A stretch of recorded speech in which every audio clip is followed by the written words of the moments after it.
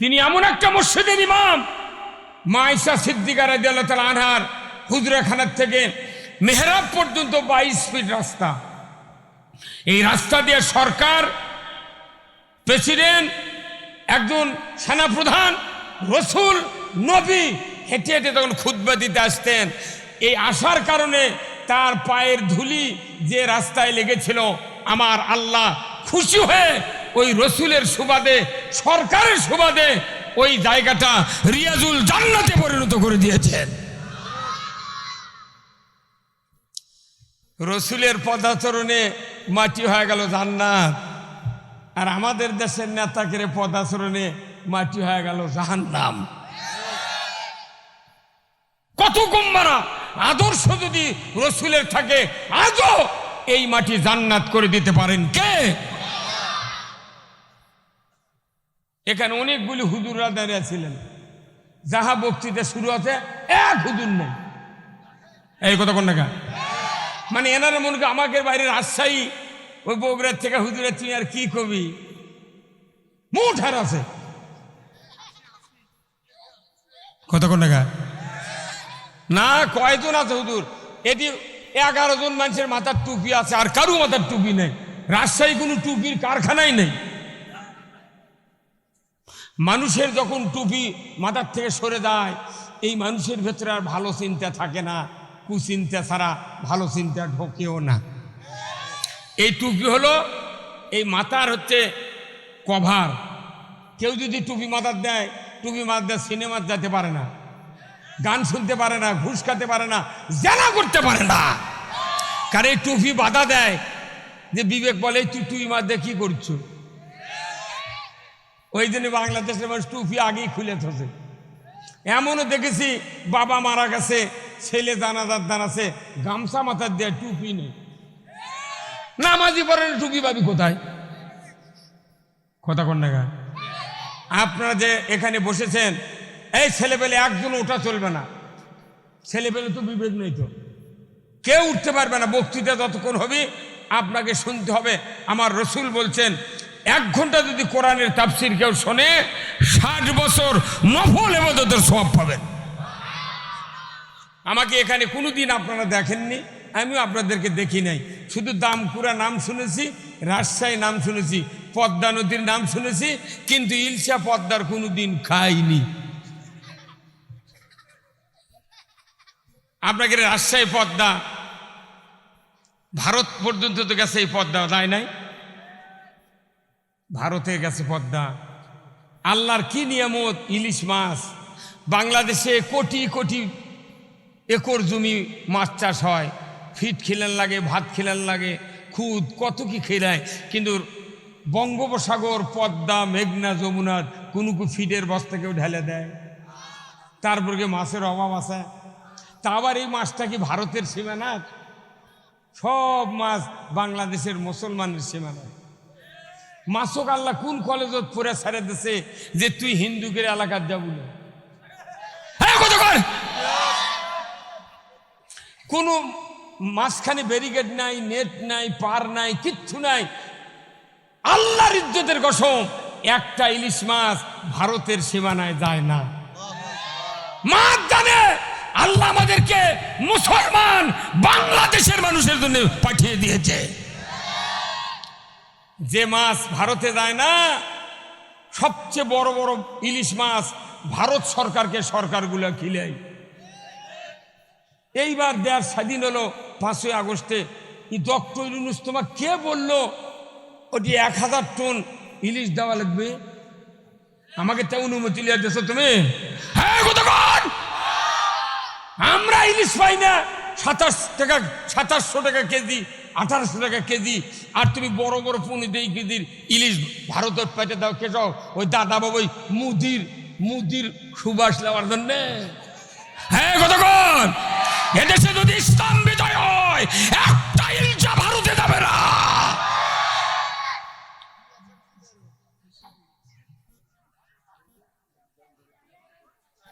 কি হবে?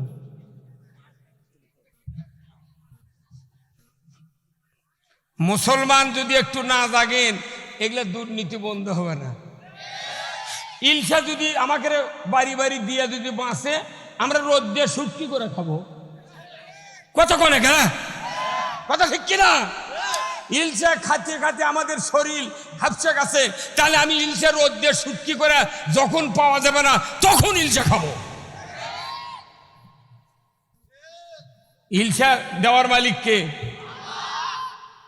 সেই ইলশা আমরা পাইনি। আহা, আমি 1968 সালে যখন ক্লাস 5-এর ছাত্র, তখন ইলিশ মাছ বাজার বিক্রি হচ্ছিল কাটে কাটে,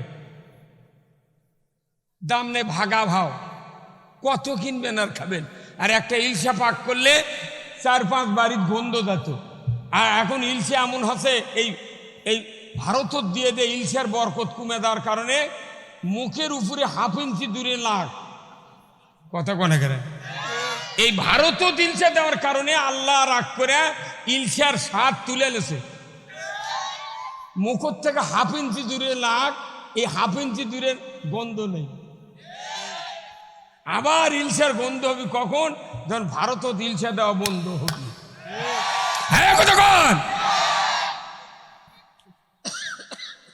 সেই রসুলের আর একটি গুণ আছে কি? তিনি ছিলেন সারা পৃথিবীর সর্বশ্রেষ্ঠ সফল রাষ্ট্রনায়ক। যেরকম আল্লাহু আকবার। তিনি এই কোরআন দিয়া 12.5 লক্ষ বর্গমাইল শাসন করেছেন 10টি বছর, যার আয়তন ছিল বাংলাদেশের মতো 27টা রাষ্ট্র জোড়া দিলে যত আয়তন হয়, রসুলের রাজত্বের আয়তন তত পর্যন্ত ছিল। যেরকম আল্লাহু আকবার। রসুল শুধু নবী নন, রসুল নন, রসুল ছিলেন রাষ্ট্রপ্রধান। আমরা রসুলের নেতৃত্ব যদি মেনে নিতে না পারি, রসুলের শাসন যদি মেনে নিতে না পারি, আমাদের একটা ইবাদত আল্লাহ কবুল করবেন না। আমরা কি রসুলের শাসন মেনে নিতে চাই? কারা কারা দুহাত তুলে আল্লাহকে দেখান। আমার নেতা তোমার নেতা, আরো জোরে, আমার নেতা তোমার নেতা বিশ্বনবী মুস্তাফা লিল্লাহে তাকবীর। কত হুজুর আছিল এক্ষুনি দাঁড়িয়ে আমারে, আমি মনে করলাম ওরা ওদের বসে দেবি, একটা হুজুর বসলো না। এতই মাদ্রাসা হচ্ছে দেশে দেশে, কথা কন না? হ্যাঁ, অথচ যত হুজুর আছে দেশে, এনারা খালি মসজিদের সামনে থাকে ইমামতির, কিন্তু বক্তৃতার, রাজনীতির, অন্যায় বন্দর, ফাঁসা কাতার যা হয়ে যায় ওর উপর হয়ে যাক, ওরা তল দেওয়া যায়, ওরা খুদ খাবি। কতক্ষণ? সব ব্যবস্থা আমি দিয়ে দেবো। শুনতে রাজি আছেন কি? শুনতে রাজি আছেন তো? আলহামদুলিল্লাহ। আজকের এই 17তম বার্ষিকী তাফসিরুল কোরআন মাহফিলের সম্মানিত সভাপতি জনাব মোহাম্মদ আব্দুর রাজ্জাক মুন্সি, বিশিষ্ট সমাজসেবক, আল্লাহ ভাইজানকে দ্বীনের জন্য কবুল করুক, বলুন আমিন। প্রধান অতিথি জনাব মোহাম্মদ হুমায়ুন কবির ভাই, বিশিষ্ট ব্যবসায়ী ও সমাজসেবক, আল্লাহ ভাইজানকে দ্বীনের জন্য কবুল করুক, বলুন আমিন।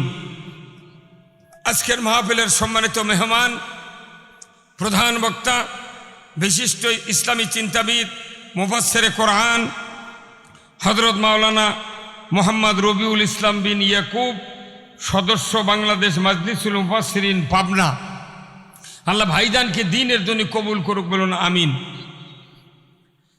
আজকের মাহফিলের সম্মানিত অতিথি জনাব মোহাম্মদ ফরিদুল ইসলাম সাহেব, সদস্য রাজশাহী জেলা যুবদল ও সাবেক যুগ্ম সাধারণ সম্পাদক রাজশাহী জেলা ছাত্র দল, আল্লাহ ভাইজানকে উমারের মতো যোগ্যতা দিক, বলুন আমিন। অ্যাডভোকেট মোহাম্মদ সেলিম রেজা মাসুম ভাই, অ্যাডভোকেট জজকোর্ট রাজশাহী, আইন ও সমাজসেবা বিষয়ক সম্পাদক বাংলাদেশ জামায়াত ইসলামী, দামকুড়া থানা রাজশাহী, আল্লাহ ভাইজানকে দ্বীনের জন্য কবুল করুক, বলুন আমিন। আমন্ত্রিত অতিথি মোহাম্মদ আব্দুল মন্নাফ, যুগ্ম আহ্বায়ক পবা উপজেলা বিএনপি রাজশাহী, আল্লাহ ভাইজানকে আল্লাহর দ্বীন বোঝার তৌফিক দান করুক, বলুন আমিন। হাফেজ মাওলানা আতাউর রহমান, আমির বাংলাদেশ জামায়াত ইসলামী, দামকুড়া থানা রাজশাহী, আল্লাহ আতাউর ভাইকে ইসলামের সাথে মানুষের সম্পর্ক বৃদ্ধি করার চেষ্টার পথ অবলম্বন করার তৌফিক দান করুক, বলুন আমিন। বিশেষ অতিথিবৃন্দ অনেকগুলি, সম্মানিত সঞ্চালনায় হাফেজ মাওলানা মোহাম্মদ সাইম হাসান মোহতামিম সোনাইকান্দি জান্নাতুল ফেরদাউস হাফিজিয়া ও কারিয়ানা মাদ্রাসা, আয়োজক কমিটি সহ মঞ্চে বসা সুধীবৃন্দ, সামনে বসা মুরব্বিনে কেরাম, হাজী সাহেবগণ, বিভিন্ন মসজিদের ইমাম মুয়াজ্জিন মুক্তাদি সহ বিভিন্ন রাজনৈতিক দলের নেতৃবৃন্দ, যুবক ভাইরা, প্রাইমারি, হাই স্কুল, কলেজ, মাদ্রাসা, বিশ্ববিদ্যালয়ের শিক্ষক মহোদয়গণ, ছাত্র ভাইয়েরা, পর্দার অন্তরালে হাজারো মা বোনেরা, কচি কাচারা, ইন্তেজামিয়া কমিটি বর্গ সহ আজকের কোরআনের মাহফিলের প্রচার মিডিয়ার সম্মানিত মাইকালা এবং ভিডিওম্যান ভাইয়েরা, সবার প্রতি আমার সালাম। আসসালামু আলাইকুম ওয়া রাহমাতুল্লাহি ওয়া বারাকাতুহু। কেমন আছেন আপনারা? আছি ভাই, আলহামদুলিল্লাহ। আপনারা ভালো থাকলে আমরাও ভালো থাকি, কথা ঠিক কিনা? দেখেন এখানে আপনারা যারা বলছেন কি সুন্দর, হয়তো মাদ্রাসাত পড়েননি অনেক লোক, তারাই সবাদ বসে আছেন। আশেপাশে যত মৌলবী মৌলানা ছিল তারা যদি এখানে বসতেন পুরো মাঠ ভরে নিত, কিন্তু ওনারা বসে না। কারণ কি জানেন? ওনারা চিন্তা করতেছে যে আমরা তো জানিই আছি। কথাকার বেশি জানা ভালো নয়, কথাকার বেশি জানার মধ্যে ক্ষতি আছে। কি ক্ষতি? যদি জানার পর কেউ যদি কোরআনের পক্ষে না থাকে এর বড় ক্ষতি। আর যারা জানে কম তারা কোরআনের পক্ষে থাকে, ধরে কোন ঠিক কিনা? আমার ভাইরা, আমি আপনাদেরকে একটা প্রশ্ন করব, বলেন তো এই পৃথিবীতে কত হাজার মখলুকাত? সবাই বলা লাগবে। কবরের ভেতর কোনো প্রশ্ন না করুক, আল্লাহর ফেরেশতা যদি বলে বান্দা তুমি তো বলো এই পৃথিবীতে কত হাজার মখলুকাত ছিল, আল্লাহ বানাছিল, তুমি যদি কবার পারো তোমাকে জান্নাত দেওয়া হবে। মেলা মানুষ পারবে না কবার। তাহলে আপনাকে সবাইকে বলতে হবে এই পৃথিবীতে কত হাজার মখলুকাত? 18,000। তার ভেতরে আশরাফুল মখলুকাত কারা? এই মানুষ। কখন? আমরা। মানুষই হবে না মানুষ। আপনি না মানুষ না? আপনি মানুষের নাম করলেন, আপনি করলেন না আমরা। মখলুকাত, আশরাফুল মখলুকাত কারা? আমরা। সবাই বলেন আমরা। আমরা মানে কি? এটা নিজের দিকে আনা লাগবে। কেউ যদি নামাজ নাও পড়ে, রোজা নাও করে, সুদ নাও বাদ দেয়, চুরি করে, অন্যায় করে, তারপরে সে মানুষ হিসেবে ভদ্র। আশরাফ মানে ভদ্র। তার চাহনি, তার হাঁটা, তার হাত পায়ের গঠন, ব্রেন, মেধা, বুদ্ধি, সব কিছুর দিক দিয়ে মানুষ হলো ভদ্র। সুবহানাল্লাহ। পৃথিবীতে এমন কোনো মখলুকাত নাই যে না কার কপাল দিয়ে আল্লাহ সেজদা দিতে পারে। শুধু পারে কারা? আমরা। শুধু পারি কারা? আমরা। এই সেজদার জন্যই তো আজাজিল এক সেজদা করলে শয়তান হতো না। কিন্তু আমাদের দেশে সেজদা না করার কোটি কোটি সেজদা করতেছে না। এক সেজদা আজাদিল না করে যদি শয়তান হয়, আর যাই বছরে 52 দিন খালি সেজদা করেছে জুম্মার নামাজের দিন, আর বাদ বাকি সেজদা নাই, ইতাল শয়তানের বুড়া বাপ হয় যায়নি? হ্যাঁ কত কর? আমার দেশে নামাজি বেশি না বেনামাজি বেশি? সেগুলো বক্তৃতা কোথায় গেল? এই যে আজকে দেশের এখানে মাহফিল কি যে উন্নতি কল্পে সোনাইকান্দি জান্নাতুল ফেরদাউস হাফিজিয়া কারিয়ানা মাদ্রাসার উন্নতি কল্পে। আচ্ছা কোন তো কোনোদিন একটা হ্যান্ডবেল দেখেছেন ভার্সিটির উন্নতি কল্পে, মেডিকেল কলেজের উন্নতি কল্পে, প্রাইমারির উন্নতি কল্পে, হাই স্কুলের উন্নতি কল্পে কোনোদিন দেখেছেন? কে? ওটাও তো স্কুল। কত কয় না ভারে? ওটাও তো স্কুল। হ্যাঁ, তাহলে এই মাদ্রাসার যে ছাত্রগুলো পড়ে কওমি, দাওরা, তারপর হাফিজা মাদ্রাসার যে ছাত্ররা পড়ে তাদের বাপেরা কি সরকারও ট্যাক্স দেয় না?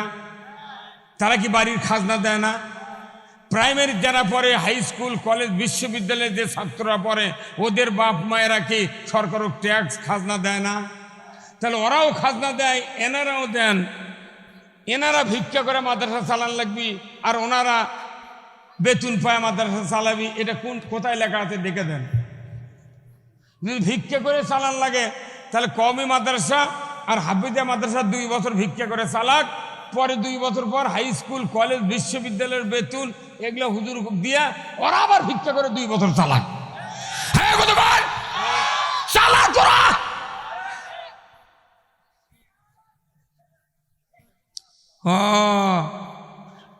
যারা মসজিদে ইমামতি করে, রোজার তারাবি পড়ায়, কবর জিয়ারত করে, জানাজা করে, কাফন কাটে, বিয়া পড়ায়, যত রকমের ভালো ভালো কাজ আছে মোটে মাদ্রাসার হুজুররা পড়ায়, আবার এরাই আবার ভিক্ষা করে দেশ চালায়। তাহলে কতখানি বৈষম্য। আর বাংলাদেশে মানে এটা শুনেছি না, খালি ঠিক ঠিক। 2 বছর তোমরা চালাও ভিক্ষা করে, এই কথা কন নাকি আপনারা? হ্যাঁ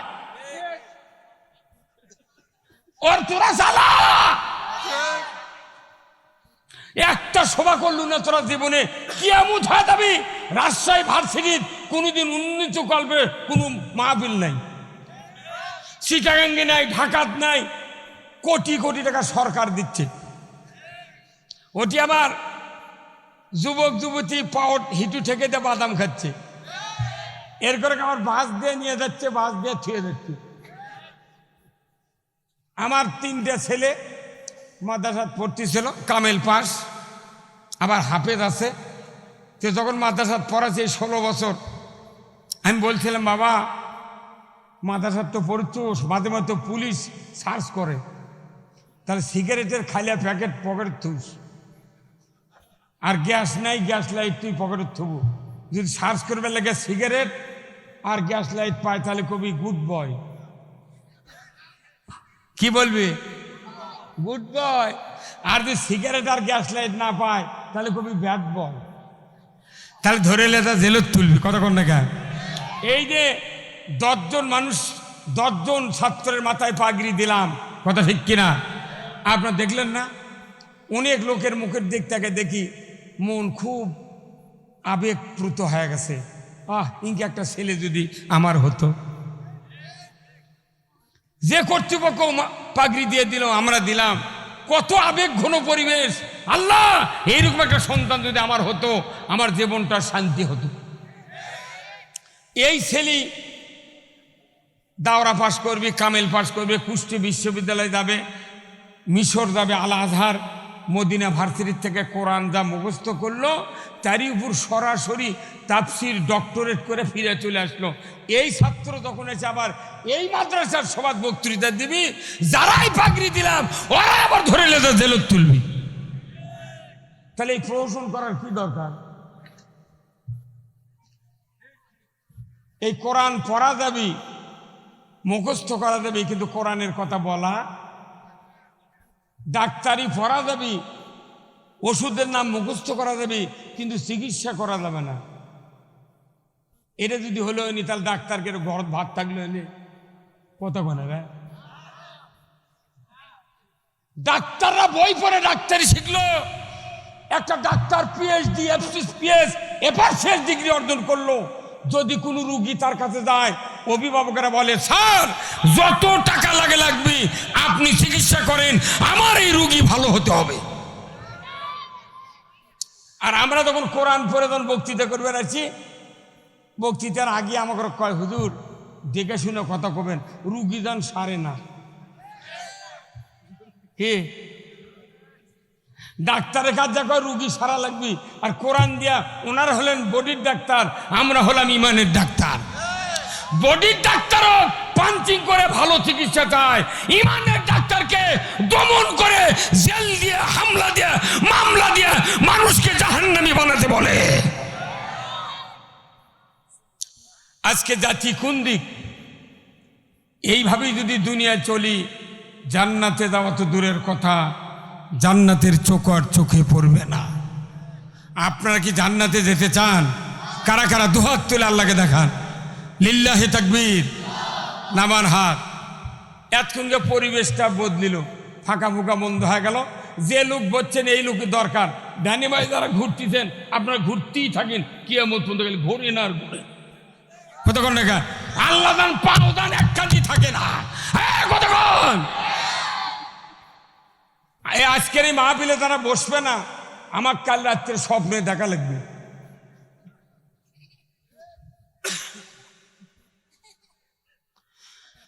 ভাইরা আমার, পৃথিবীর ভেতরে একটাই মখলুকাত যার নাম ভদ্র শরীফ, আশরাফুল মখলুকাত। এত বড় বিবেকবান মখলুকাত পৃথিবীতে আল্লাহর সৃষ্টি করেন নাই।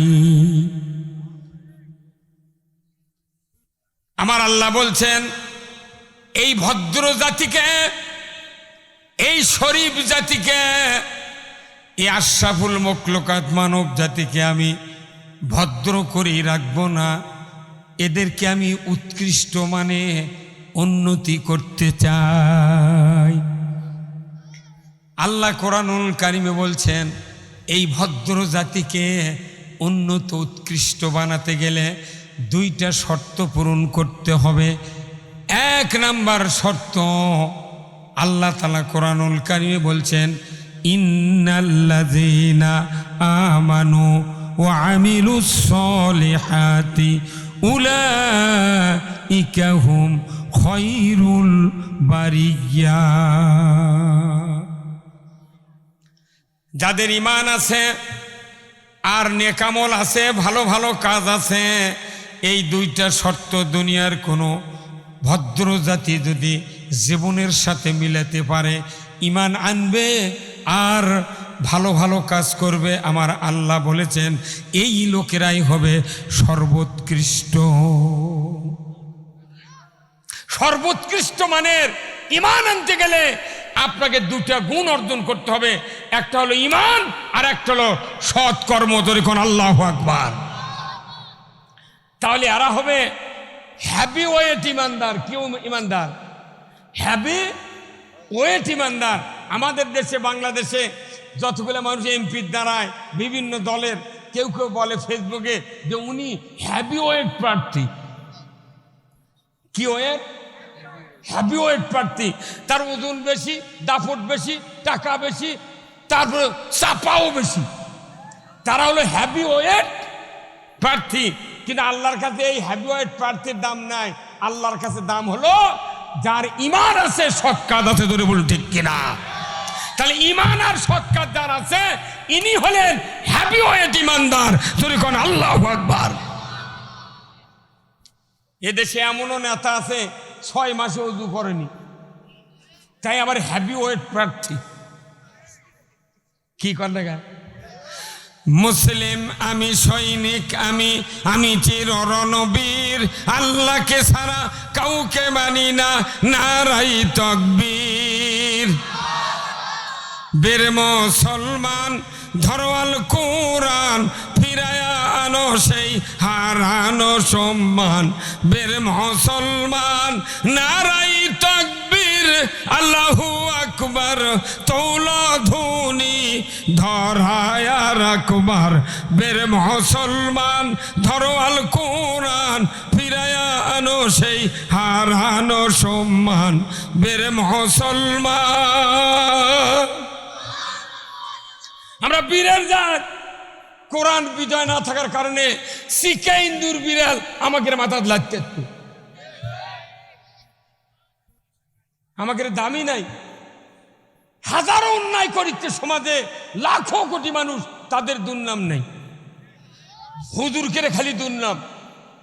এই রাজশাহীর জমিনে, বগুড়ার জমিনে, সারা বাংলাদেশে যতগুলা মানুষ বিড়ি সিগারেট খাচ্ছে, কারো দুর্নাম আছে? একটা মসজিদের ইমাম যদি খালি মেয়েরাবত বসে খালি এনে বিড়ি ধরায়, তালি শেষ। হুজুর বাড়ান কে? তুমি বিড়ি খাবে কে? তুই খাবো কে? হ্যাঁ কথা কর। তুই খাবো আর আমি খাবো না, তা হবে না, তা হবে না। তুমিও খাও, আমিও খাবো।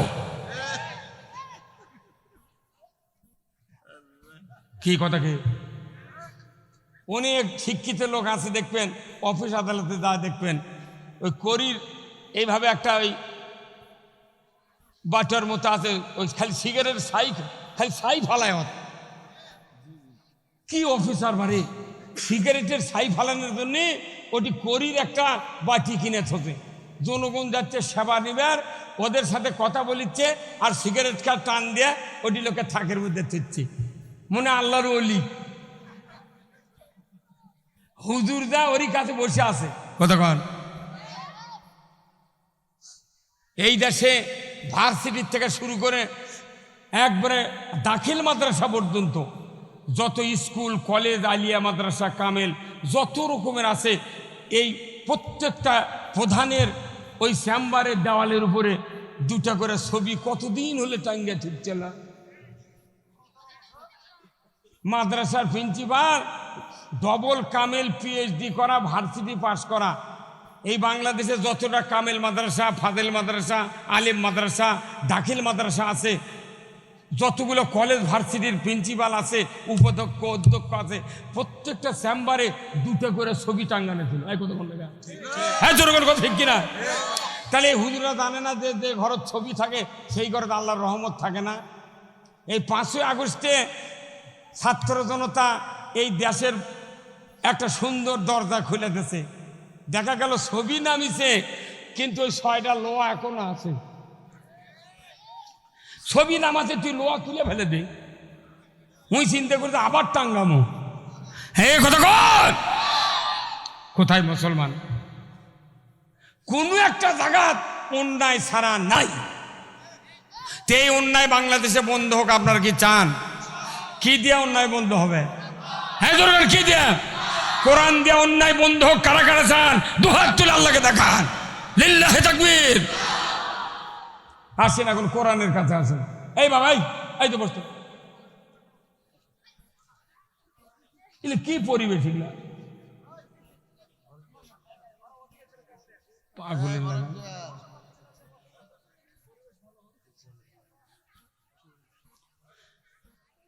ভাইরা আমার, আজ থেকে 1500 বছর আগে আল্লাহর নবী জন্মের 570 বছর আগে এই পৃথিবীর জমিনে যত নবী রাসূল পৃথিবীতে এসেছিলেন, সর্বশেষ নবী ওই সময় এসেছিলেন হযরত ঈসা আলাইহিস সালাম। ওনাকে যখন 4র্থ আসমানে আল্লাহ তাআলা উঠায় নিলেন, তারপর থেকে 570 বছর পৃথিবীতে কোনো নবী ছিল না। কথা ঠিক কিনা? নবী হারাই পৃথিবী, রাসূল হারা পৃথিবী, কিতাব হারা পৃথিবী, আইয়ামে জাহিলিয়াত অন্ধকার যুগে পরিণত হয়ে গেল, বর্বরতার যুগে পরিণত হয়ে গেল, অশিক্ষিত জ্ঞানহীন সমাজ প্রতিষ্ঠিত হয়ে গেল। কেউ কারো ভালো চায় না, অন্যায় আর অন্যায়, অন্যায় করতে করতে করতে এক পর্যায়ে দেখা গেল গর্ভধারিণী মায়ের পেট থেকে যখন কন্যা সন্তান জন্ম নেয়, বাবা নিজের কন্যা সন্তানকে স্বহস্তে মাটির ভেতরে জীবিত অবস্থায় দাফন করেছিল। এত বর্বরতার যুগ, অন্ধকার যুগ। বলুন তো ওই সময় কি সূর্য ছিল কি ছিল না? চন্দ্র ছিল কি ছিল না? ওই সময় কি আলো ছিল না? কিন্তু দেখা যায় সূর্যের আলো ছিল, চন্দ্রের আলো ছিল, কিন্তু মানুষের বিবেক কাজ না করার কারণে বেঁচে থাকতেই মানুষ মৃত্যুতে পরিণত হয়ে গিয়েছিল। মরা মানুষ আর জীবিত মানুষ সমান কখন হয়? যখন মানুষের বিবেক আর কাজ করে না। ওই যুগ আর আমাদের বাংলাদেশের যুগ পুরাই এক। তাছাড়া মিয়া মানুষটা বল খেলাবি কারা? কতক্ষণে গা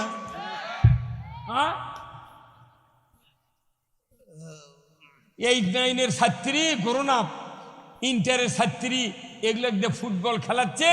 বিদেশত নিয়ে তার সবুজ গিঞ্জি সবুজ প্যান্ট পরে, হাফ প্যান্ট পরে বল খেলে ওটি 2টা গোল এখন ইচ্ছা করে দিয়েছে না, এমনি পাস করেছে, ভিডিও দেখে করছে বাংলাদেশের মান ইজ্জতকে উন্নত করেছে। বল খেলায় যদি উন্নত মানের কাজ হয় তাহলে আমি আমার একটু বয়স বেশি, আমার স্ত্রী থবো ব্যাগে, আর আমার আগে যে রবিউল ভাই বক্তৃতা করলে ওনার বয়স কম, তাহলে ওনার স্ত্রীর বয়সও কম, ওনার স্ত্রী থবো সেন্টারে আর আমারটা থাকবে ব্যাগে। এই দুটা বক্তার বৌদি খালি ফেসবুকে দেখা যায় যে না বল খেলবেন না, আমি সে ভোট পাওয়ার দিয়ে খেলা লাগবে না, তাহলে আপনারা ফেসবুকে ছবি দেখবেন এই দুই শয়তানের বক্তৃতা কেউ শুনিস না। কে শুনবে না মানে? তুই এক্ষুনি টেলিভিশন করলু দেশের ভাবমূর্তি উন্নত করতে, যে বক্তার বউ খেলে তোর অসুবিধা কি? এই কথা কর, আল্লাহ যদি করোনা না দিত এই দেশে বল খেলা বন্ধ হলো না। করোনা হওয়ার ছোটে দেখেছেন নিজের পিতা মারা গেছে, নিজের সন্তান বাপের গাঁত হাত দিবার পারেনি, ফলে প্লাস্টিকের বস্তার মধ্যে তুলে চেন আটকে দিয়ে দড়ি দিয়ে পেঁয়াজ দিয়ে টানলে কবরত নেমে দিয়েছে। আল্লাহ দেখাতে যে আমি কোন সেই আল্লাহ, তুই কোন সাহসে মেয়ে মনিটা বল খেলালু রে? কি কি তার রে এটা কি দেশ হলো? এই কথা কয়, আপনি বাংলাদেশে মনে করেন দেশ এটা? যে দেশে অন্যায়ের প্রতিবাদ করলে জেল,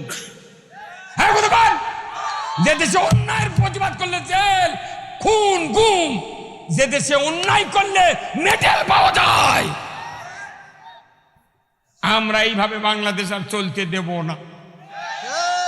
কথা কন, কি দিয়ে চালাবো? কি দিয়ে? কোরআন দিয়ে। কোরআন ছাড়া পৃথিবীতে অন্য কোনো আইন চলিবে না। ভাইরা আমার, তাম পৃথিবীর অন্ধকার, নবী নাই, সাহাবা নাই, কিতাব নাই, কেউ নাই। হযরত ঈসা আলাইহিস সালামকে উঠায় নিলেন আল্লাহ আসমানে। 570 বছর চলে গেল, আল্লাহ তাআলা সিদ্ধান্ত নিলেন আমি এমন একজন নবী পৃথিবীতে পাঠাবো, তিনি হবেন তাম পৃথিবীর রহমত স্বরূপ। আল্লাহ তাআলা 570 বছর পর মক্কা নগরে রসুলের জন্ম দিয়ে দিলেন। মা আমিনার গর্ভে আব্দুল্লাহর ঔরসে আব্দুল মুত্তালিবের পরিবারে জন্ম নিলেন। এক এক করে যেদিন জন্ম থেকে শুরু করে 39 বছর 11 মাস 29 দিন বয়স হয়ে গেল। আল্লাহর নবী চিন্তা করলেন এই জাতিকে এইভাবে রাখলে জাতি জান্নাতে যেতে পারবে না, জাতিকে উন্নত চরিত্রবান করতে হবে, দিন বুঝাতে হবে, আল্লাহ রসুলের জ্ঞান দিতে হবে। এই চিন্তা করে উনি চলে গেলেন গারে হীরা, জাবালে নূর পাহাড়, সমতল ভূমির থেকে 2500 ফিট উঁচুতে পাহাড়ের গোয়ায় সেজদায় রত। জোরে কন্যা মারহাবা। 39 বছর 11 মাস 29 দিন গভীর রাত্রিতে 12টা 1 মিনিট মোবাইলে যেরকম তারিখ পরিবর্তন হয়, আল্লাহর নবী সেজদায় রত আছেন। হঠাৎ করে 12টা 1 মিনিট বেজে গেল। আল্লাহ বললেন জিব্রাইল মুহূর্তকাল দেরি করো না, ওই যে যাও মক্কার অদূরে 4.5 কিলোমিটার দূরে ওই যে দেখা যাচ্ছে জাবালে নূর, ওই পাহাড়ের গুহায় 2500 ফিট উঁচুতে আমি যাকে নবুয়ত দেব, আব্দুল্লাহর বেটা মোহাম্মদ, আব্দুল্লাহর বেটা মোহাম্মদ আমিনার গর্ভে যাকে আমি জন্ম দিয়ে যাকে ধন্য করেছি, সেই নবীটা ওখানে সেজদায় পড়ে আছে। যাও রে জিব্রাইল যাও, আমি আজকের রাত্রিতে আমার ওই বন্ধুকে নবুয়ত দিয়ে দেব। ঠিক দ্বীপ্রহর রাত আল্লাহর নবী সেজদায়, জিবরাইল সাল্লামকে গুহার মুখে দাঁড়িয়ে গেলেন। নূরের ফেরেশতা, সাদা পোশাক, আল্লাহর নবী সেজদায় পড়ে আছেন, কিন্তু ফেরেশতার ঝলক, নূরের আলো এইগুলি দেখার কারণে চোখের ভেতরে এমন একটা ফোকাস লেগেছে। নবীজি সেজদার থেকে মাথা উঠে দেখেন পেছনের দিকে কে যেন দাঁড়িয়ে আছে। জীবনে দেখি নাই মানুষ না কে, আমি তো এইরকম দেখতে পাই নাই। সাদা শব্দবে পোশাক, সাদা মানুষ, সুন্দর মানুষ, এই মানুষটা জিন্না পরি দেখতে পায় না। উনি রসুল ওই মুহাম্মদ জিব্রাইলের দিকে দাঁড়িয়ে যখন চাহুনি দিয়ে দাঁড়িয়ে আছেন, আল্লাহর ফেরেশতা জিব্রাইল নিমিষের ভিতরে মুহাম্মদ সাল্লাল্লাহু আলাইহি সাল্লামকে বললেন, মুহাম্মদ ইকরা বিসমি রাব্বিকাল্লাযী খলাক। হে মুহাম্মদ, পড়ুন সৃষ্টিকর্তা রবের নামে, আপনি পড়ুন সৃষ্টিকর্তা রবের নামে, আপনি পড়ুন। রসুল বললেন, আনা উম্মি, আমি পড়তে পারি না। আবার বললেন, পড়ুন মুহাম্মদ সৃষ্টিকর্তা রবের নামে। উনি বললেন, পড়তে পারি না। আনা উম্মি, আমি অশিক্ষিত লোক, আমি পড়তে পারি না। দ্বিতীয়বার প্রস্তুতি নিচ্ছেন, এমন সময় আল্লাহ তাআলা জিব্রাইলকে বললেন, জিব্রাইল খবরদার খবরদার, আমার হাবিবকে তুমি 2 বার প্রেসার দিয়েছ, আর প্রেসার দেবে না। আমি তোমাকে বলে দিচ্ছি, ওই মুহাম্মাদের বুকটা তোমার বুকের সাথে তুমি চাপ দিয়ে ধরো, আমি নিমিষের ভিতরে তোমার বক্ষের 5টা কথা রসুলের বুকে পার করে দেব। জিব্রাইল চাপ দিয়ে ধরলেন, ফটোস্ট্যাট মিশিংয়ের মতো পার হয়ে গেল। আল্লাহু আকবার। আচ্ছা, এই যে হ্যান্ডবেলটা যদি ফটোস্ট্যাট করবে চান, তাহলে ফটোস্ট্যাট মেশিনের এইবার একটা কভার নেই ভাই, ভাবে এই কভার আলোক করে এইভাবে উপর করে দেওয়ার পর নেমে দিয়ে এটি একটা সুইচ দিলে কথা কর না গা, তাহলে এই যে ফটোকপি হয়ে যাচ্ছে।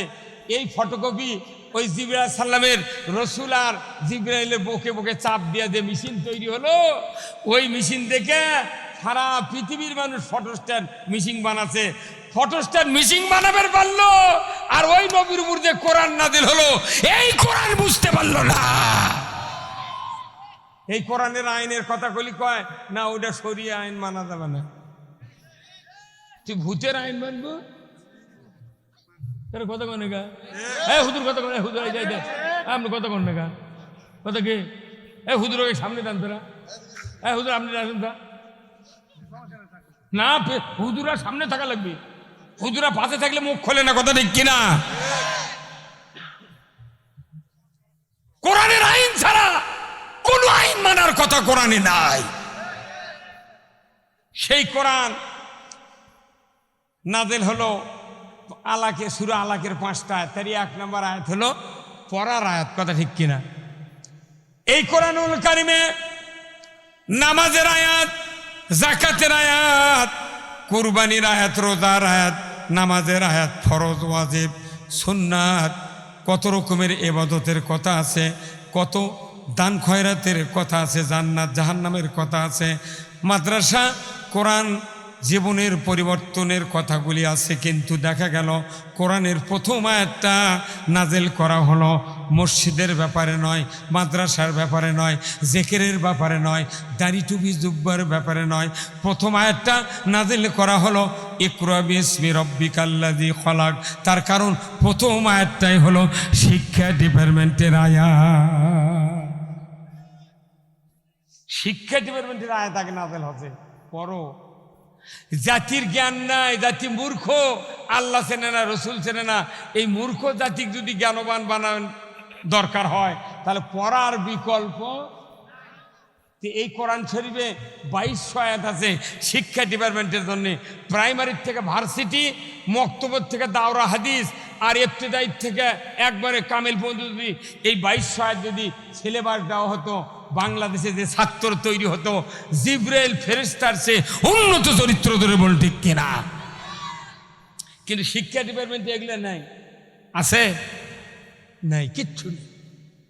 তাহলে এই শিক্ষা ডিপার্টমেন্টের আয়াত প্রথমে নাজিল করা হলো।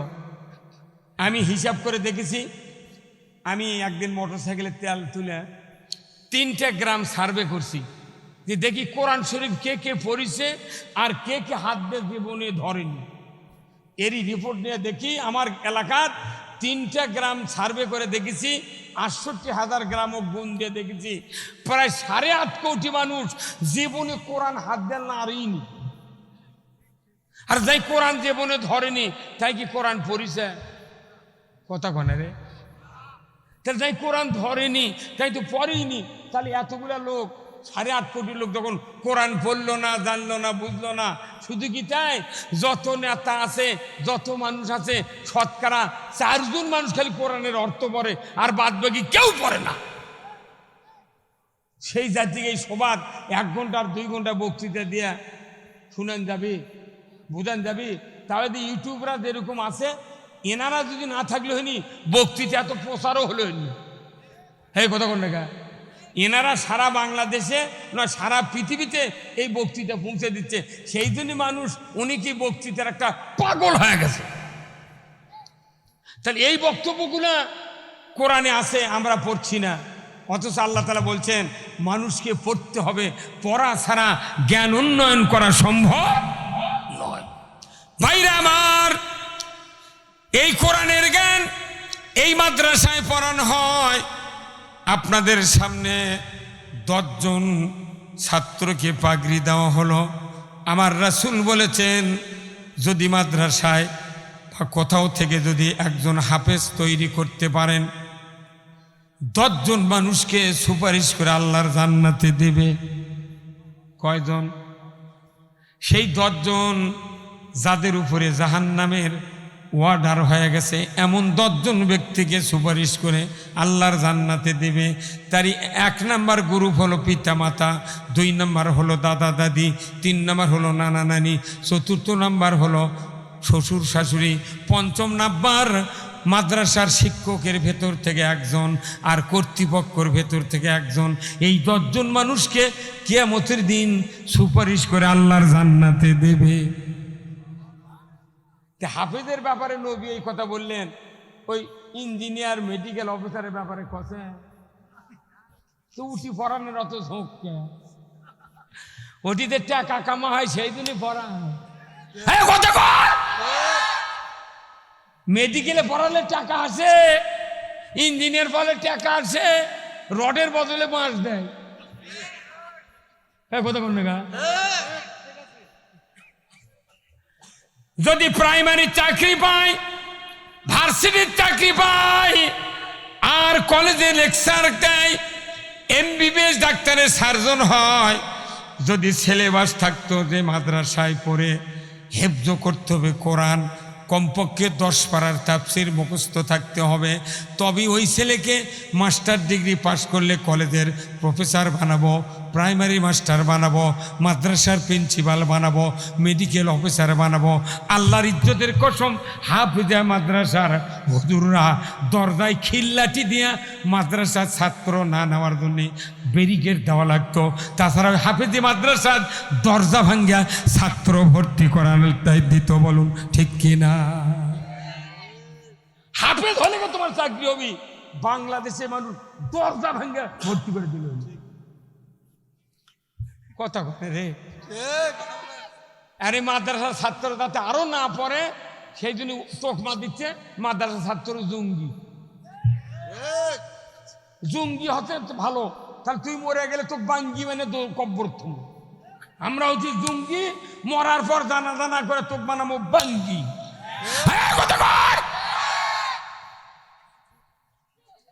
এটা মিথ্যা কথা কয়া এই বাংলাদেশের হাফেজ আলেম ওলামা একবারে ব্যাধিগ্রস্ত মানে ফেলে দিয়েছে। ওই জন্য আমার এলাকাতে আমি বলেছি, তোমরা বাঁচা থাকতে যতই গালি দাও আমার আপত্তি নাই, মরার পর তোমাকে বেটা ভাসতে কেউ নেই জানাজা করা। তোমার জানাজার যখন দৌড়ে নিয়ে আমাকে দাঁড়িয়ে দিবে, আল্লাহ আকবরকে খালি মুখ লড়ানো, একটা দোয়া কোনো ফাটা বাটাম। এই কথা কোন লেখা ফাটা, আমাকে গাইলাবো, আবার আমাকে জানাজা নিব, দোয়াই কম না, খালি মুখ লড়ামো। কি আমাদের হাতত কাম আছে গোপনে। আজ থেকে 50 বছর আগে আমি 201টা বিয়ে পড়াছি, তখন 50 টাকা করে বিয়ে পড়ান দিচ্ছিল, তাই টাকা বাড়ায় না। তখন 318 টাকা পাচ্ছিল একটা বর বিয়ে করবে, 318 টাকা একটা প্রিন্স সাইকেল। আর এখন একটা 300 টাকার যে সাইকেল পাচ্ছে ওই মানের বর এখন পাচ্ছে R15, তারপর জিক্সার পালসার। তাহলে তুই ওই মানেরই বর, তোর ডিমান্ড বাড়ে, তুই আনোয়ার R15 পালসার জিক্সার বালু, তুই এখন আবার 50 টাকা দিচ্ছি। ওর কেড়ে ডিমান্ড বাড়ে, বক্তার বাড়ে না। যদি হাজারে যদি 200 টাকা না দিস, এমন দোয়া কর্ম তোর বউ ভাত খাবে না। যা চলে যা।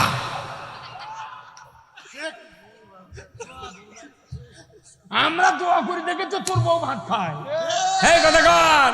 কিন্তু বাংলাদেশে দোয়া দিয়ে ভাত খায় না, R15 দিয়ে ভাত খায়। মুই জানে যদি স্ত্রী তালাক দি তাহলে হুন্ডাও ফেরত দেওয়া লাগবে, অত বউ যদি মারেও তাও বাড়ি থাকবো, হ্যাঁ কথা ঠিক কিনা? আমাকে রোগের পাগল বানাছে। হায় হায় রে, সময় ইমামতি করি, মসজিদে নামাজ পড়ায়, তারাবি পড়ায়, বক্তৃতা করি, কত আলেমল আমার দাম, এর ক্ষেত্রে কোনো দামই নেই। এরা ভিক্ষা করবি মানুষের কাছ থেকে, তাই আছে মোটা টাকা ওরা কামাই করে খাচ্ছে, আর আমাকে করতে হুজুর আপনার এত টাকা কি দরকার, কি করেন? কাপড় চুপড়ে না ভালো দেখে গাঁত দিয়ে থাকে, হুজুর এত টাকা আপনার অবস্থা বোধহয় ভালোই আছে। এই যে রাজশাহী 10 তলা বিল্ডিং করছে, তাও আর আইন কেমন ইচ্ছে না, উনি আবার সাহেবগঞ্জে আবার বাসা কিনেছে। যত ডাক্তার আছে ওনারা হলেন বডির ডাক্তার, আর যারা আলেম ওলামা এনারা হলে ইমানের ডাক্তার। একটা বডির ডাক্তার লক্ষ্মীপুরের ওখানে যা দেখবেন 5 মিনিটে 1200 টাকা ভিজিট দিচ্ছে, 5 মিনিটে। খালি প্রেশার ভাবে ডাক্তারি করা এখন এত সোজা, বুঝছেন? এই ডায়াগনস্টিক সেন্টার আছে, রক্ত, প্রস্রাব, হার্ট, ইসিজি, MRI, তারপরে সব কিছু করে ডাক্তার সই করে লিখে দিচ্ছে যে এর এই ব্যারাম, এত% রক্ত, হিমোগ্লোবিন নাই, এর মাথা ঝিমায়, এর এই সমস্যা, স্কিন সমস্যা লিখে দিচ্ছে। ওই খালি ওষুধের নাম মুখস্থ থাকলে ক্যাশ ক্যাশ করে লিখে দেবে। আর এটি যতগুলো রুগী আছেন, এখানে যদি 3000 রুগী থাকেন, আপনারা হলেন ইমানের রুগী, আর ডাক্তার হলো বক্তা। উনি এক ডাক্তার এক রুগী 5 মিনিটে দেখে 1200 টাকা ভিজিট। তাহলে এখানে সন্ধ্যের থেকে চিকিৎসা হলো, ওই বক্তা 2 ঘন্টা, আমি 2 ঘন্টা, 4 ঘন্টা। তাহলে একটা রুগীর 4 ঘন্টা যদি বক্তৃতা করে চিকিৎসা করা হয়, তাহলে 5 মিনিটে যদি 1200 ভিজিট হয়, তাহলে 2 ঘন্টার এক রুগীর কত ভিজিট হয়? বগুড়ার এই রাজশাহী শহরের মধ্যে কমপক্ষে 1.5 বিঘা জায়গা কিনে, এই আমার আতাউর ভাই বলে দিতাম, আপনি 10 তলার ভিত দিয়া এই 10 তলা করে এই বিল্ডিং গরিব করে ফ্রি খুবের টাকা দিয়ে দেবো, কোনো ভাড়া দেওয়া লাগবে, এই কথা কোন টাকা। কিন্তু ওনারা টাকা নিচ্ছে 4টা থেকে 8টা পর্যন্ত, 1 লক্ষ টাকার রুগী দেখিচ্ছে।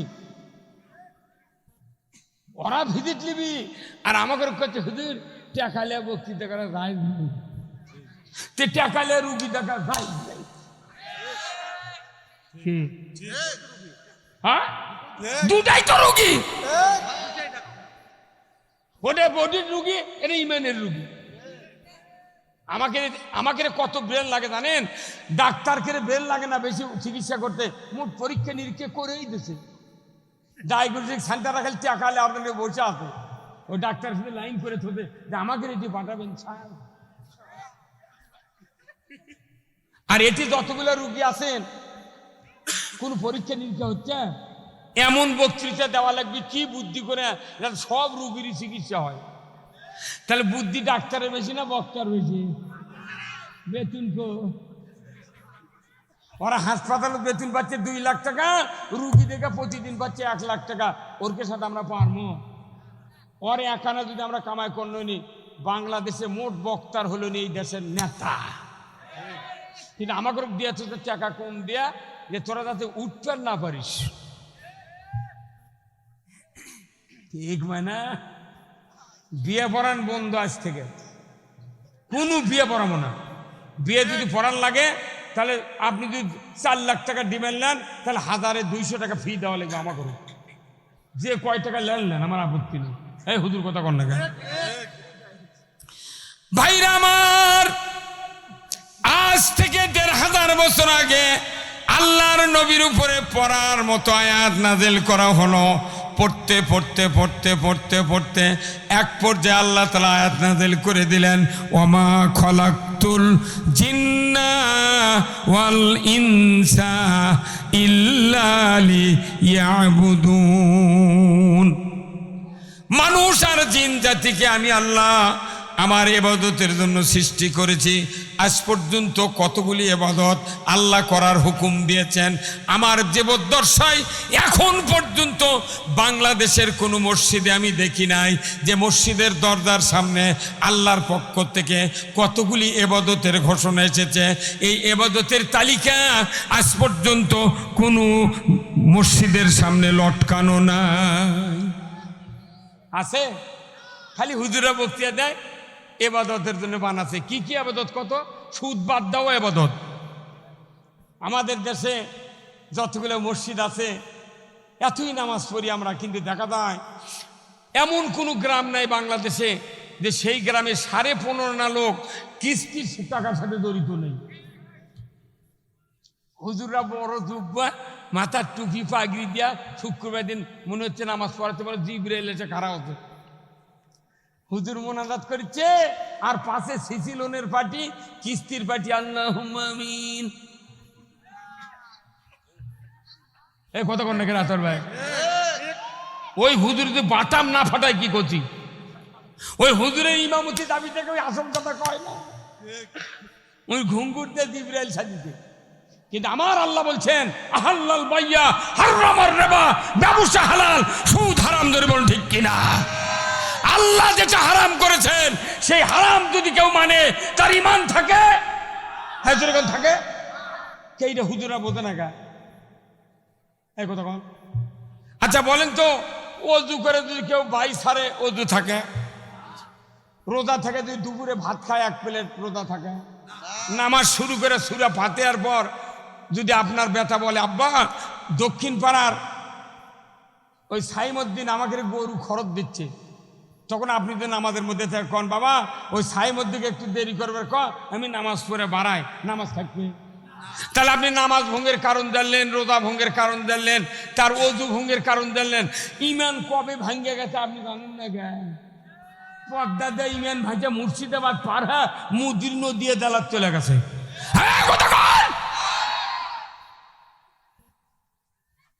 যে দেশে সুদের মতো সবচেয়ে বড় হারাম কাজ চলে, এদেশে নামাজ পড়ে রোজা করে কোনো লাভ নাই। হারাম হারাম, আগে হারাম হালাল, হারামকে উৎখাত করতে হবে। আচ্ছা বলেন তো দাড়ি রাখা কি? হ্যাঁ সবাই বলেন দাড়ি রাখা সুন্নাত। আর টুপি মাথার দা, পাগড়ি, পাগড়ি দেওয়া কি? কাল কি বার আসছে? কালকে আচ্ছা ওই শুক্রবারে যারা মসজিদে নামাজ পড়তেন যে ইমামের নেতৃত্বে, ওই ইমাম দাড়ি টুপি পাগড়ি দিয়ে নামাজ পড়ায়নি ভাই? প্রত্যেকটা মসজিদে পড়া যেত, হয়তো পাগড়ি নাই কিন্তু টুপি দাড়ি থাকবেই। আচ্ছা এই দাড়ি আর টুপি আগামীকাল যদি ওই ইমাম সাহেব সকালে দাড়ি কামে আর টুপি বাড়ির থিয়া ওই মেয়েরা দেশে দাঁড়িয়ে সালাম দেওয়া বক্তৃতা করবার লাগে, ওই মসজিদের মধ্যে আওয়ামী লীগ, বিএনপি, জাতীয় পার্টি, জাসর, সুদারু, মদারু, জুয়ারু, তবলিগ, জামাত, যত কিসিমের লোক আছে 1 মিনিটের ভেতরে ওই মসজিদের মধ্যে সব একজোট হয়ে যাবে। এ ভাই মোবাইল বন্ধ কর তোরা। 1 সেকেন্ডের মধ্যে পুরা মসজিদের মোট মানুষ এক হয়ে যাবে, তা দিয়ে দলেরই হোক, সব এক হয়ে দাঁড়িয়ে কবি হুজুর আপনি গত শুক্রবারে দাড়ি টুপি লিয়ে আসছিলেন নামাজ পড়বেন, আজ দাড়ি নাই টুপি নাই, ইরে পাচ্ছেন কি আপনি? বাড়ান বাড়ান। মোতাল্লি যদি আসতে আনে দেরি হয়, মোতাল্লি এসে দেখে গোলমাল, কেবারে কি কোচে ইমাম গত শুক্রবারে দাড়ি টুপিতে নামাজ পড়তে, আজকে আমার কামে থুয়ে যাচ্ছে, কোচে থুচু করে বার করে দে। হ্যাঁ ভাই কথা ঠিক কিনা? বার করে এদিকে আসেন আপনি, হ্যাঁ বার করে দে, কথা ঠিক কিনা? তাহলে দাড়ি রাখা কি? টুপি দেওয়া সুন্নত কাটিতে তাতে মাথা খারাপ। কিন্তু আমার আল্লাহ কোরআন বলছেন সবচেয়ে বড় ফরজ আমরা তরক করতে পারছি না, একটা জিনিস তরক করা ফরজ, সেই ফরজ তরক না করে মাথার মধ্যে, কলজার মধ্যে, পকেটের মধ্যে রাজনীতির মধ্যে অর্থনীতির মধ্যে নিয়ে আমি উমরা করেছি, হজ করেছি, 4 বার করে চুমা দিচ্ছি পাথরত, আর এসে বলেছি যে আমি পাথরত চুমা দিচ্ছি 4 বার। আল্লাহ তখন ফেরেশতা জিবরাইল কয়, এ জিবরাইল আর মাথা ঠিক নাই, ই গাঁজা খাচ্ছে, তুই পাথরত চুমা দিয়ে কি করবো? তুই যে কামটা বাদ দেওয়ার কথা ছিল তুই বাদ দিসনি, তোর পাথর চুমা খায় গে, গিলা খেলেও কোনো লাভ হবে না। আল্লাহ কোরআনে বলছেন, রাজশাহীর শিক্ষিত লোক আলিম ওলামা ডাইনে বামে শিক্ষিত লোক বসে আছেন, মঞ্চে যারা আলেম ওলামা বসে আছেন, হৃদয়ের কথা হৃদয়ের কান্দে শুনবেন। যদি ভুল হয় আমাকে লোকমা দেবেন। আমার আল্লাহ কোরআনুল কারীম নাজিল করেছেন পৃথিবীকে শান্তিতে ভরে দেওয়ার জন্য। আমার আল্লাহ বলেছেন, ফামাই ইয়াকফুর বিত্তাগুত ওয়া ইউমিন বিল্লাহ। আগে তাগুতকে অস্বীকার করো, তারপরে ঈমান আনো। ধরে কোন আল্লাহু আকবার। আগে তাগুতকে অস্বীকার করতে হবে। তাগুতকে অস্বীকার করা হলো ফরজ, আর দাড়ি রাখা হলো সুন্নত। দাড়ি কাটিতে মাথা খারাপ, এই কথা কোন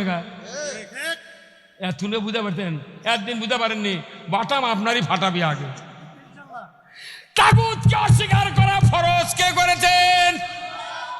তাগুত মানে মানুষের আইন, প্রত্যাখ্যান করা, পরিত্যাগ করা ফরজ। জোরে কোন আল্লাহু আকবার। তাগুতকে অস্বীকার করা ফরজ। দাড়ি টুপি পাগড়ি দেওয়া সুন্নত। সুন্নত কাটলে সুন্নত খুললে মানুষ মারামারি করে, কিন্তু তাগুতকে মাথায় নিয়ে, রাজনীতি নিয়ে, পকেটে নিয়ে, এলেমের ভেতরে নিয়ে আপনি বড়াই করেন আমি তাগুতি শক্তি দিয়ে দেশ চালাতে চাই। আমার ভাইয়েরা, আজ থেকে 6500 বছর আগে হজরত ইব্রাহিম আলাইহিস সালামের সময় নমরুদ ছিল। ওই নমরুদ তাগুতি শক্তির রাজা ছিল। ফেরাউন ছিল তাগুতি শক্তির রাজা। এরপরে আবু জেহেল ছিল তাগুতি শক্তির রাজা। ব্রিটিশ গভর্নমেন্ট ছিল তাগুতি শক্তির রাজা। তামাম পৃথিবীটা তাগুতি শক্তি দিয়ে চলে। এই তাগুতকে প্রত্যাখ্যান করার জন্য আল্লাহ ফরজ করে দিয়েছেন। ওই ফরজ কাজটা বাদ না দিয়া তাগুত নিয়ে আমরা বাঁচি আর কবরের ভেতর দোয়া পড়ি, বিসমিল্লাহি ওয়া আলা মিল্লাতি রাসূলিল্লাহ। তাগুত পকেটের মধ্যে নিয়ে 16 হাত পাগড়ি 14 হাত রুমাল দিয়া ওই জিবরাইল সাথে কবরত নামে কোথায় দেখো তো লাশটা কেবলার দিকে আসে নাকি? আরে কেবলার দিকে তুই থুয়ে কি করবো? সিমেন্টের ঢালাই দিয়ে যদি কেবলার দিক করে থুর, ঢালাই উল্টা পুক দিব।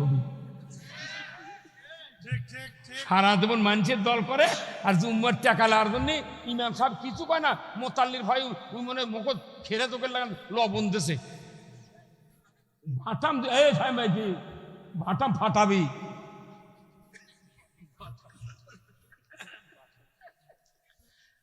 তাগুত অস্বীকার করা ফরজ। মানুষের আইন বাদ দেওয়া ফরজ। সে আইন মানে ওই হজর আসাদ চুমা দিচ্ছে, আশা করছে 4 বার চুমা দিচ্ছি হুজুর। তখন আল্লাহ জিবরাইল কয়, আর মাথা ঠিক নেই রে, তুই চুমা দিয়ে কি করবো? পাথর গিলে খেলেও তোর লাভ হবে না। এগুলা মুসলমানের জন্য জান্নাত লাইক হল। যা আগে আল্লাহর আইন কায়েম করতে হবে। এই বাংলাদেশ আল্লাহর আইন কায়েম হোক। কারা কারা চান দুহাত তুলে আল্লাহকে দেখান। লিল্লাহে তাকবীর, নারায়ে তাকবীর। এই সালিয়া উর বসে থাকে পাগল দেশে ছাগল। কোন আগে দিন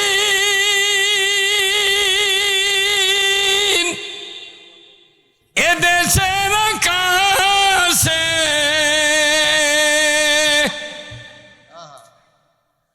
কালেমার পতাকা দুলবে। সেদিন সবাই খোদাই বিধান পেয়ে দুঃখ বেদনা ভুলবে।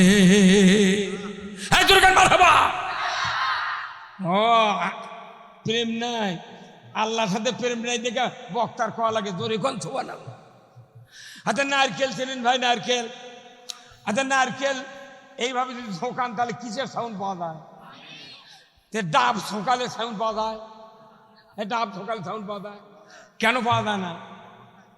না, ওই পুরো কভার ভরে থাকে, আবার যে পানি থাকে আল্লাহ চাপ দিয়ে ঢুকে দিয়েছে,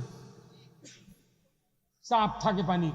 ওই জন্য আপনি যদি মনে করেন একটা ডাব কিনবো, কচি ডাব কাটবো, কামড় দিয়ে আমি ফিক খাবো, তাহলে কাটিচ্ছেন আবার টেস্ট করছেন নরম হলো নাকি, কাটেন নরম, কাটেন নরম করতে করতে দেখা যায় প্রত করে পানি ফাটে বেড়ে। তখন আপনার স্ত্রী আপনার ব্যথা করছে, আব্বা এলে কাম হলো, মুঠ পানি না পড়ে গেল, তখন আপনি দাও দিয়া ওই ডাবের কভার উল্টে দেখেন না পানি সেম সেম, তাহলে পলো গুন্ডা। তার মানে কি যে পানি পড়ে গেছে ওটা চাপ দিয়ে ঢুকানো ছিল। কথা বলে গেলে